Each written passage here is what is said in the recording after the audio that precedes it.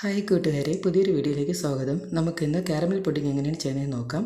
ഒരു 3 table spoon പഞ്ചസാര, 1 cup പാല്, വാനില എസൻസ്, 1/2 കപ്പ് പഞ്ചസാര, 2 മുട്ട, ഇത്രയാണ് ഇതിനാവശ്യം.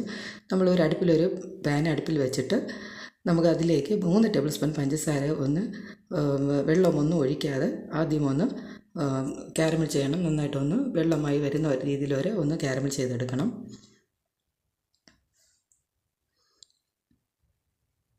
ഏകദേശം ഈ ഒരു കളർ ആകുമ്പോഴത്തേക്ക് നമ്മൾ അതിൽ 1 ടേബിൾ സ്പൂൺ വെള്ളം കൂടെ ഒഴിച്ചിട്ട് ലൂസാക്കി എടുക്കണം.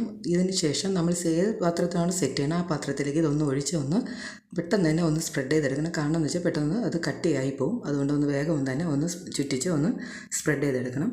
ഇനി ഇനിയാണ് പുഡിംഗ് ചെയ്യേണ്ടത്. അതിലേക്കായി നമ്മൾ ഒരു 1/2 കപ്പ് പഞ്ചസാരയിലും 2 മുട്ടയും വാനില എസൻസും പകുതി പാൽ ഒഴിച്ച് ആദ്യം നന്നായിട്ട് ആ പഞ്ചസാര അലിയും വരെ ചെയ്യുക.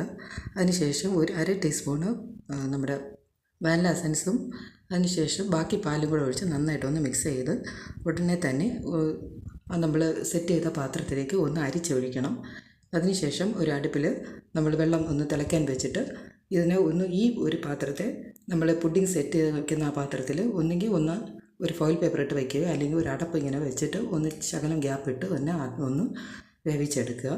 അപ്പം കഴിഞ്ഞു, നമ്മുടെ കാരമൽ പുഡിംഗ് ഇവിടെ റെഡിയായി കഴിഞ്ഞു. അപ്പോൾ ഇതിന് ഡീറ്റെയിൽഡ് ആയിട്ട് റെസിപ്പി ഞാൻ എൻ്റെ ചാനൽ അപ്ലോഡ് ചെയ്തിട്ടുണ്ട്. എല്ലാവരും കാണുക, ഷെയർ ചെയ്യുക, ലൈക്ക് ചെയ്യുക. അപ്പം അടുത്തൊരു വീഡിയോയിലൂടെ കാണാം. Okay, thank you.